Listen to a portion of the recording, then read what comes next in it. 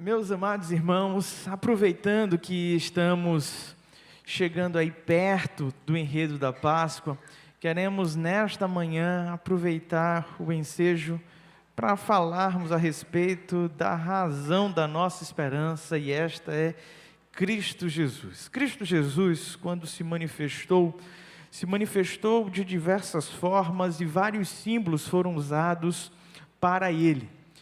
Ele mesmo falou algumas coisas a respeito de si mesmo, e as Sagradas Escrituras nos apresentam várias outras definições.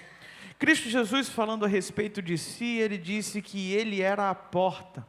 Cristo Jesus, falando a respeito de si, falou que ele era a videira verdadeira, que ele era o bom pastor, que ele era então a verdade, o caminho, uma vida. Cristo Jesus trouxe diversas definições a respeito de quem ele era. Mas desde o Antigo Testamento, algumas figuras usadas pelos profetas apontavam para quem seria então o Messias, quais características, quais ações ele iria realizar. E uma que me chama muito a atenção, que desde o Antigo Testamento é colocado, é Cristo Jesus sendo então o Cordeiro de Deus. Como diria João Batista, lá no Evangelho de João, no capítulo 1, versículo 29, eis o Cordeiro de Deus que tira o pecado do mundo. O propósito de Cristo Jesus ser apresentado como um cordeiro era justamente a sua capacidade de se entregar em sacrifício para absolver então os nossos pecados. O apóstolo Paulo, escrevendo a primeira carta aos Coríntios, lá no capítulo 5, vai dizer que ele é então o nosso Cordeiro Pascual. A ideia é que Cristo Jesus é toda a representação do Antigo Testamento, toda a imagem do Antigo Testamento apontavam para Cristo. E qual era a figura do Cordeiro do Antigo Testamento? Comumente um judeu da época tinha o hábito de subir ao templo, ir ao tabernáculo para sacrificar então em nome de seus pecados, para a absolvição de pecados. Mas por mais perfeito que fosse um cordeiro, por mais perfeito que fosse aquele sacrifício, este homem precisaria depois fazer outro sacrifício pelos novos pecados cometidos. E depois outro, e outro, e outro, e nunca tinha então um sacrifício perfeito, um sacrifício final. Era necessário então que Cristo Jesus se tornasse esse sacrifício final, esse sacrifício cabal, o sacrifício perfeito, que em apenas um ato tirou todo o escrito de dívida que tinha contra as nossas vidas. Eu queria hoje convidar então a abrir a Bíblia comigo lá no livro do profeta Isaías, no capítulo 53, quando nós encontramos a figura do servo sofredor. E aqui, dentro deste relato do profeta, ele apresenta então Cristo Jesus como um cordeiro que se entrega em nosso lugar. Isaías capítulo 53, faremos a leitura a partir do verso 4, e eu peço que durante todo este sermão você possa estar com a sua Bíblia aberta neste texto, para que a gente possa voltar algumas vezes. Isaías capítulo 53, versículo 4, a palavra do Senhor diz assim: certamente Ele tomou sobre si as nossas enfermidades e sobre si levou as nossas doenças. Contudo, nós o considerávamos castigado por Deus atingido e afligido, mas Ele foi transpassado por causa das nossas transgressões, foi esmagado por causa das nossas iniquidades. O castigo que nos trouxe paz estava sobre ele, e pelas suas feridas fomos curados. Todos nós, tal qual ovelhas, nos desviamos, cada um de nós se voltou para o seu próprio caminho. E o Senhor fez cair sobre ele a iniquidade de todos nós. Ele foi oprimido, afligido, e contudo não abriu a sua boca. Como um cordeiro foi levado para o matadouro, e como uma ovelha que diante de seus tosqueadores fica calada, ele não abriu a sua boca. Vamos falar com o Senhor mais uma vez. Ó Deus, aplica a tua santa palavra ao nosso coração. nos faz entender a magnitude, Pai, de quem é Cristo Jesus e a sua obra. Nos faz percebê-lo como o Cordeiro de Deus que tirou o pecado do mundo. É no nome de Jesus que oramos. Amém. Meus amados irmãos, essa profecia do profeta Isaías é muito importante para a nossa fé, pois ela aponta diretamente para um aspecto de Cristo Jesus que é fundamental para a fé cristã: o esvaziamento dele de suas atribuições, tornando-se então o servo sofredor, aquele que haveria de pagar a dívida no nosso lugar. O texto como um todo é extremamente poético. Eu li apenas alguns versículos e eu te convido depois, com muita calma, e lendo toda essa profecia, entendendo os detalhes, como fica claro então toda a via dolorosa, tudo aquilo que Cristo Jesus sofreu na cruz do Calvário. Esse texto que acabamos de ler vai nos apresentar Jesus como aquele que está absolvendo todo o nosso drama. Toda a mazela humana está sendo colocado sobre os ombros de Cristo Jesus. Quando o pecado entrou no mundo, o salário do pecado se tornou a morte. E para que chegássemos então à morte, várias mazelas passou a existir nesta humanidade. A humanidade ficou corrompida. E uma mazela que nos aflige até os dias de hoje são os adoecimentos, as enfermidades, as feridas. Estas coisas, muitas vezes, são um prelúdio do padecimento rumo à morte. E Cristo Jesus, quando estava em direção à cruz do Calvário, estava carregando em seus ombros tudo aquilo que diz respeito a esta natureza decaída. Ele estava levando sobre si os nossos pecados, transgressões, iniquidades e todas as consequências destes pecados, que culminaria na sua morte, morte de cruz. É como se houvesse todo o adoecimento sido colocado em Cristo Jesus naquela hora. Algumas pessoas, ao se depararem com esse texto, ficam se questionando: se Cristo Jesus levou sobre si todas as dores, todas as enfermidades, por que existe doença então nos dias de hoje? O texto não está dizendo que ele levou embora essas enfermidades. O texto está dizendo que ele está sofrendo com estas dores. Ele está recebendo em si. Obviamente que a vitória de Cristo Jesus na cruz do Calvário nos garante sim vitória sobre a morte, sobre o pecado, sobre as doenças, mas enquanto experimentamos essa nossa existência aqui, por vezes padecemos sim com o pecado, por vezes padecemos sim com o adoecimento e às vezes enfrentamos a morte, mas nós sabemos que isto não é o destino final, pois na mesma cruz do Calvário que Cristo Jesus morreu, Ele ressurgiu trazendo uma esperança, e haverá um dia que não haverá mais morte, não haverá mais dor, não haverá mais pecado, não haverá mais doença, porque a vitória já foi decretada na cruz do Calvário. Ele levou sobre si. Mas essa expressão, ele levou sobre si, ele tomou sobre si, ela é muito importante para o aspecto de Cristo Jesus sendo simbolizado como um cordeiro. A ideia de um animal inofensivo, um animal sem muitos instintos de defesa, um animal facilmente dominado e um animal que, ao estar diante de seus algozes, não fala, não reclama. Pelo menos a ovelha se coloca desta forma. E Cristo Jesus vai padecendo cada uma dessas coisas num ato voluntário. Sabe, quando nós vemos a morte de Jesus na cruz do Calvário, nós entendemos que ali não foi um martírio.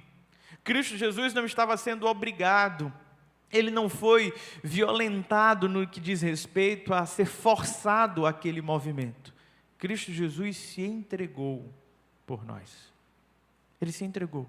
Foi uma decisão dele. Decisão essa tomada no Getsêmani. Ele apresenta a Deus em oração, de repente, a possibilidade de passar aquele cálice sem beber. Mas ele se submete à vontade do Pai, dizendo: contudo seja feita a tua vontade e não a minha. Cristo Jesus é o Cordeiro de Deus, e a primeira característica dele, como um cordeiro, é a submissão. Ele se coloca ali inteiramente entregue e submisso à vontade do Pai. O texto vai avançando e no capítulo 5, vai nos dizer que ele foi transpassado por causa das nossas transgressões, foi esmagado por causa das nossas iniquidades, o castigo que nos traz a paz estava sobre eles. Meus irmãos, Cristo Jesus está padecendo todas essas coisas, e o que o autor do texto diz é que as pessoas que ali estavam consideravam então ele como alguém que estava sendo castigado e penalizado por Deus. Essa é a expressão que aparece aqui. Castigado por Deus. Os judeus tiveram muita dificuldade de entender Cristo Jesus como rei, justamente pelo fato dele padecer todo aquele escárnio e também experimentar a morte. Era inconcebível. Como pode então um Deus padecer dessa forma? Eles não esperavam Cristo Jesus vindo de maneira tão humilde, vindo de maneira tão dócil. A expectativa deles é que Cristo Jesus viesse como um rei, como um general de guerra, como alguém que estaria ali para vencer, não para padecer, como aconteceu aqui. Cristo Jesus estava sofrendo então o castigo. O ladrão na cruz zomba de Cristo Jesus e o outro diz: você não teme a Deus, nem estando nós sobre a mesma sentença, sobre o mesmo castigo, nós merecendo o ato que fizemos, mas ele, o que fez para isso? Aquele ladrão entendia que a pena que havia sobre Cristo Jesus, o castigo que repousava sobre ele, não pertencia a ele. E naquele momento, ele obtém a salvação. Cristo Jesus olha para ele e diz: hoje mesmo estarás comigo no paraíso. No momento de profunda dor, no momento onde ele está sofrendo escárnio, ele abençoava. Ele abençoava. O texto vai falar então de quem era a culpa, quem é o vilão dessa história, e fica muito nítido que o vilão dessa história somos nós. Cristo Jesus subiu à cruz do Calvário, não porque os judeus o colocaram, não porque Roma validou a sua sentença, mas porque um dia eu e você pecamos e estávamos distantes do nosso Criador. Foi por conta desta transgressão, foi por conta da iniquidade que Cristo Jesus assume aquele lugar, assume esse escrito de dívida. O texto vai nos dizer que ele sofria o castigo que nos trouxe paz. A penalidade caiu em seus ombros. Sabe, ninguém gosta da ideia de castigo. Na verdade, nos nossos dias, falando a respeito de educação positiva, muitos dizem que não se deve castigar. O castigo se tornou algo extremamente complicado. E eu me recordo, na infância, como a minha mãe aplicava a disciplina. Ela foi extremamente respeitosa em todo o processo e me ensinou muitos valores. Eu já falei várias vezes como ela fazia, hoje eu não vou falar o enredo todo, vou falar só a parte ruim. Meus irmãos, quando a gente aprontava, quando fazia uma coisa que sabia que seria castigado, tudo o que nós queríamos fazer era fugir. Ninguém quer encarar o castigo, ninguém quer encarar a punição. E eu lembro de correr, e as palavras dela ecoam até os nossos dias. Uma hora eu vou lhe pegar. Às vezes, tinha um pouquinho de terror com a segunda expressão, que era um pouco mais forte, que era: vai ser pior. Uma vez que eu entendia que não tinha como fugir do castigo, eu fazia de tudo para minimizar a dor, para minimizar o castigo. Era aquele dia que você falava: por que não usar 2, 3 cuecas, botar um calção e uma calça? O Superman usa a cueca por cima da calça? Quem sabe não era pensando sobre isso. E aí, de alguma maneira, a lapada era suavizada. Lá em casa chamava de Chico Doce, o cinturão do meu pai. Vou pegar o Chico Doce. Sabe, a gente quer minimizar a dor a todo custo. A gente quer fugir de todo e qualquer castigo, mas nós encontramos um Deus que não fugiu, que assumiu o nosso lugar. E Ele não aliviou a sua carga, a sua dor.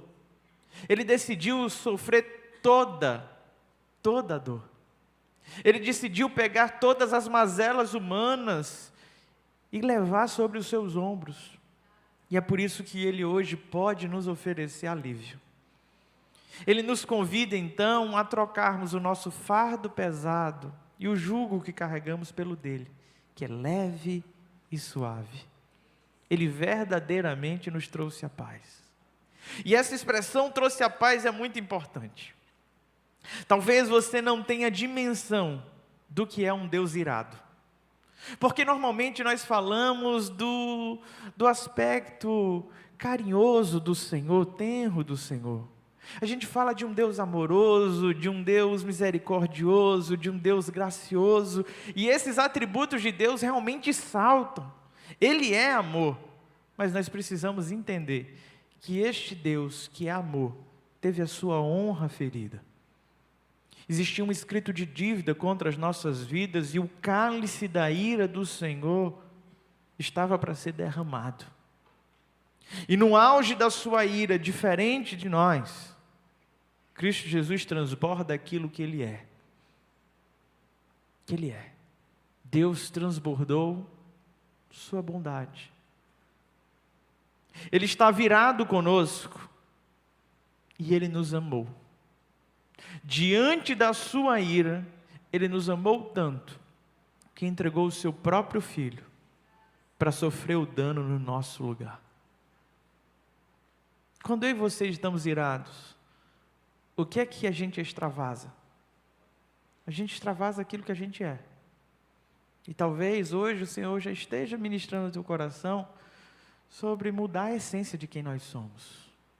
Para que na hora da raiva, na hora da ira, aquilo que a gente deixe passar, seja a semelhança daquilo que o Senhor é. A palavra de Deus fala que o coração fala daquilo, a boca fala daquilo que o coração está cheio. Talvez precisemos encher mais o nosso coração. No Antigo Testamento existia um tipo de movimento no sacrifício chamado propiciação, onde o sangue do cordeiro era aspergido sobre a mesa, o propiciatório. Aquele movimento de sangue sendo aspergido era justamente para apaziguar a ira do Senhor, que era derramada sobre aquele povo, para desviar o furor do Senhor. Era necessário então o derramamento de sangue para o pagamento desta dívida. Não tinha como escapar. Este era o preço estabelecido. Mas Cristo Jesus decidiu então derramar o seu próprio sangue.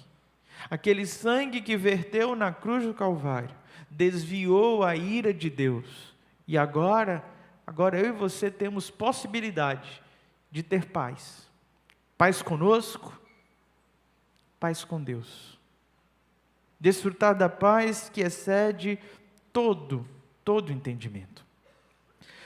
O final do verso 5 diz: e pelas suas feridas nós somos curados.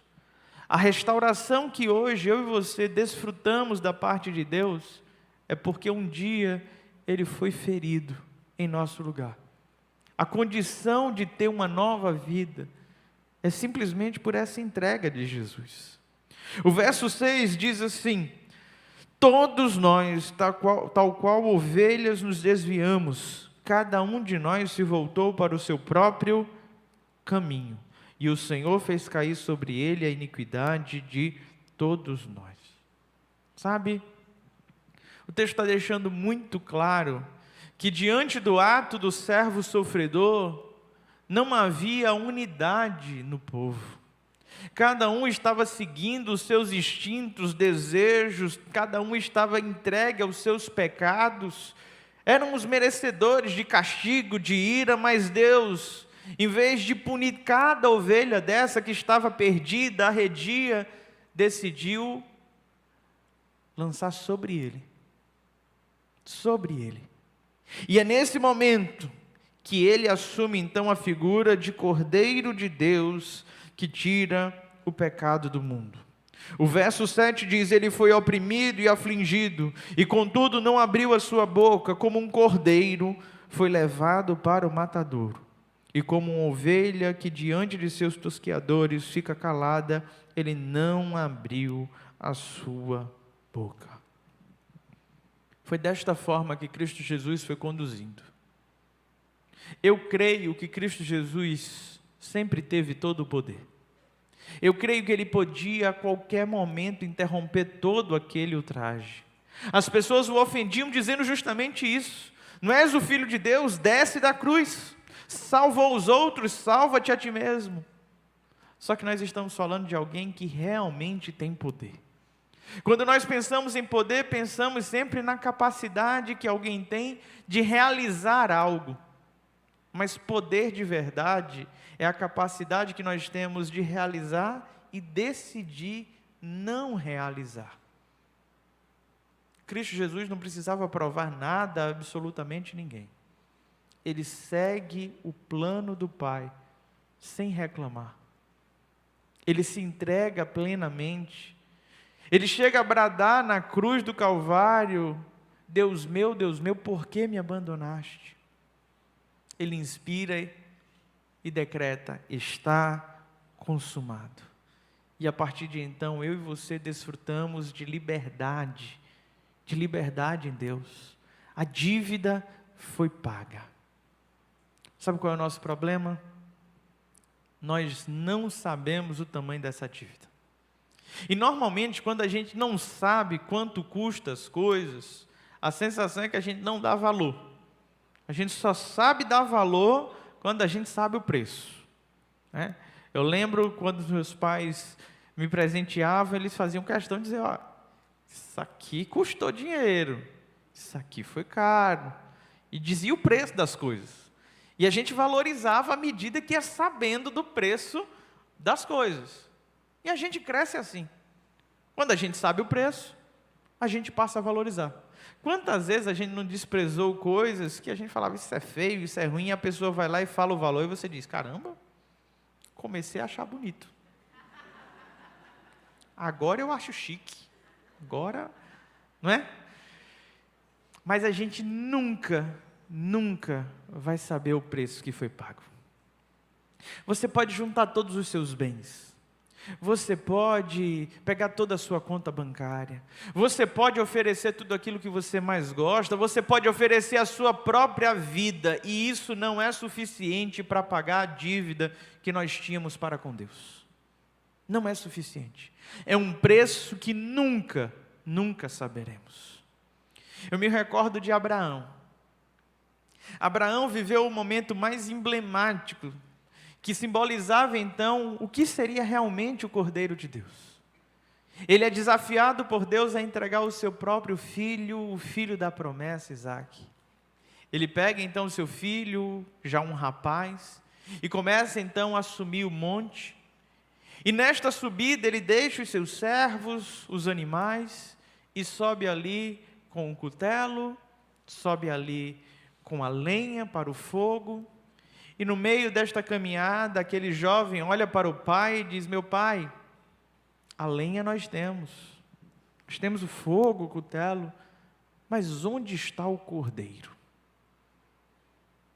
Abraão não sabia que aquelas palavras que ele iria declarar naquele dia eram palavras proféticas que se cumpririam em Cristo Jesus.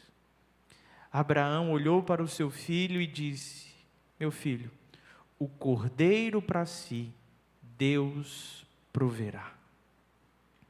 A história nos conta que ele sobe, prepara o seu filho, coloca naquele momento para executar o holocausto, E quando ele faz menção de tirar a vida do seu próprio filho, ele ouve uma voz dizendo: agora eu sei que temes ao Senhor. Interrompe aquele ato e ele então enxerga um cordeiro que está preso ali nos arbustos.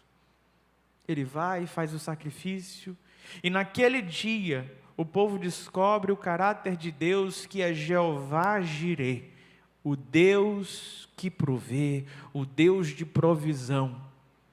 Mas isso foi tão esvaziado nos nossos dias. Porque quando nós falamos de Jeová Jirê nos nossos dias, é justamente naquele momento que dizemos que Deus vai suprir alguma necessidade nossa. Nós falamos: está faltando alimento, Jeová Jirê, Ele vai prover alimento na sua casa. Fechou uma porta de emprego, Jeová Jirê, Ele vai trazer provisão sobre a tua vida. Você precisa de um livramento, Jeová Jirê, Ele vai dar o livramento. Mas sabe o que é Jeová Jirê de verdade? É Deus provendo para si o cordeiro. Cristo Jesus na cruz do Calvário é Jeová Jirê. É Deus trazendo a maior provisão que a humanidade necessitava. Não existe nada que fosse tão urgente, tão emergente, tão importante quanto Cristo Jesus na cruz do Calvário, como um cordeiro de Deus que tira o pecado do mundo. Ali sim se cumpriu o Deus que provê. É uma falta que eu e você nunca iríamos dar conta. Não tem como. Sabe, Cristo Jesus assumiu o nosso lugar, sendo Jeová Jirê. Meus irmãos, a figura de um cordeiro sendo sacrificado, um animal que não oferece resistência, dócil, é desta forma que Cristo Jesus é visto. Mas o mesmo Cristo, que é o Cordeiro de Deus, que tira o pecado do mundo, é o leão de Judá. Cristo Jesus morreu como um cordeiro, se sacrificou em nosso lugar, por amor. Mas de Deus ninguém zomba, dele ninguém escarnece. Aquilo que nós plantamos, isso nós colheremos. E nós nos apegamos tanto a esse aspecto de um Deus amoroso, bondoso, cheio de graça, justiça, que esquecemos desse último aspecto. Deus é justo e é santo. Ele não compactua com o erro. Ele não compactua com a injustiça.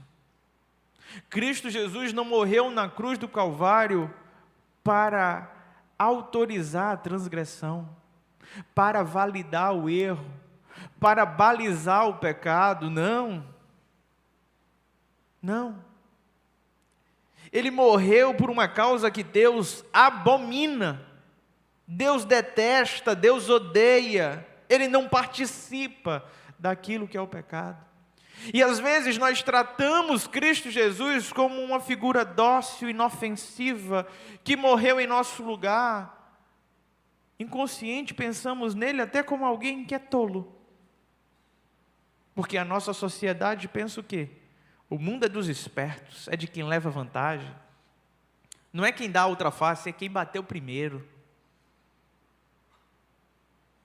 Mas o Cordeiro virá. O Cordeiro virá.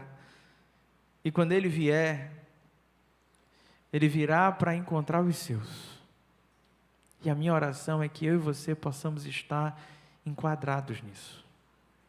Que verdadeiramente possamos valorizar o Cordeiro de Deus que tira o pecado do mundo.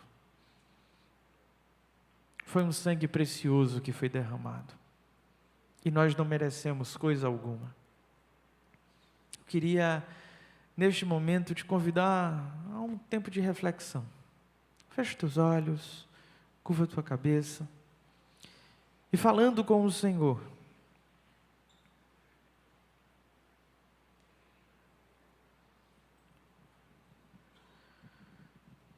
se coloca diante de Deus e pergunta assim: se realmente você tem feito valer o sacrifício dele na cruz do Calvário. Um morreu por todos, logo todos morreram, mas ele morreu para que aqueles que vivem não vivam mais para si mesmos, mas que vivam para aquele que por eles morreu e ressuscitou. A sua vida foi comprada pelo Senhor. Ele pagou o preço. Você precisa se entregar a Ele. Você precisa se entregar a Ele. A palavra do Senhor nos diz que todos nós já estamos condenados, mas em Cristo Jesus nós encontramos a vida. E a vida está sendo posta aqui. A vida é esta. A minha oração é que você aceite o sacrifício que foi feito em teu lugar. Que você honre esse sacrifício. Cristo Jesus morreu na cruz do Calvário e abriu um novo e vivo caminho. Mas esse caminho é estreito, é apertado, é difícil de caminhar. A porta é estreita. Sem santidade ninguém verá o Senhor. O sacrifício de Cristo Jesus foi cabal, foi final. Mas eu e você, muitas vezes, temos colocado Ele de novo exposto à vergonha da cruz. Quantas vezes abandonamos a nossa fé e a nossa caminhada com Deus? Meu amado irmão e irmã, é tempo de conserto. É tempo de conserto. No Antigo Testamento, quando o povo experimentou a libertação do Egito, eles sacrificaram um cordeiro, passaram no umbral da porta o sangue daquele cordeiro.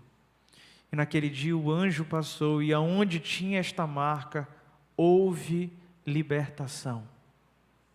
Onde não tinha, houve condenação. Hoje, você pode ter o sangue do cordeiro sendo derramado sobre a tua vida, sendo livre de toda condenação, tendo esse sangue aspergido sobre você, desviando a ira e o furor do Senhor. De olhos fechados e cabeça baixa, se há alguém neste lugar que deseja se reconciliar com o Senhor, se há alguém neste lugar que entende o peso da dívida que foi pago, e se sente nessa hora devedor, e quer viver uma nova vida, um novo tempo, eu quero orar por você. Eu quero te convidar a colocar a mão no seu coração, você que deseja se reconciliar com Ele, você que deseja viver esse novo momento de santidade, você que entende que realmente não estava contemplando o sacrifício dele por ti. Se você hoje entende e quer dar o valor certo, coloca a mão no teu coração e eu quero orar por você nesta hora. De forma discreta, só você e o Senhor, de olhos fechados, cabeça baixa, repete comigo uma oração de entrega ao Senhor, dizendo assim: Senhor Jesus, eu te dou o meu coração, pois eu entendo que o Senhor comprou ele na cruz do Calvário. Nos ajuda, Senhor, a valorizar o teu sacrifício e viver para a tua glória. Obrigado pelo teu Filho, que é o Cordeiro de Deus, que tira o meu pecado, em nome de Jesus. Amém. Eu quero orar por todos vocês nesse momento. Você que repetiu essa oração de entrega, essa oração de renúncia, eu não quero te expor. Eu sei que muitos aqui já têm uma caminhada com o Senhor, e você sabe por que você repetiu essa oração no dia de hoje. Se você tiver interesse, se você quiser ser discipulado, ter alguém para partilhar, você pode no final do culto passar aqui ao lado, na sala de vídeo chamado Espaço do Acolhimento, que tem um pessoal ali pronto para te abraçar, para orar com você. Mas eu queria agora orar por todos nós, como igreja do Senhor. Pai bondoso e querido, te agradecemos por tão grande obra de salvação. Não somos merecedores do sacrifício de Cristo Jesus na cruz. Aquele lugar era meu, Senhor. Foi o meu pecado que levou Cristo Jesus à cruz. Foi o meu pecado que despertou a ira do Senhor. É por isso que hoje eu sou grato, sou devedor, Pai. Ó Deus, que cada um dos teus servos que aqui estão possam dedicar a Ti as suas vidas. E possam, Pai, vivê-la de uma maneira que Te honre, que Te agrade. Ó Deus, que possamos, ó Pai, dia após dia celebrar o sacrifício do Cordeiro de Deus, vivendo uma vida sem pecado, em santidade e consagração ao Senhor. É no nome de Jesus, ó Pai, que Te oramos, rogando as Tuas bênçãos. Amém e amém.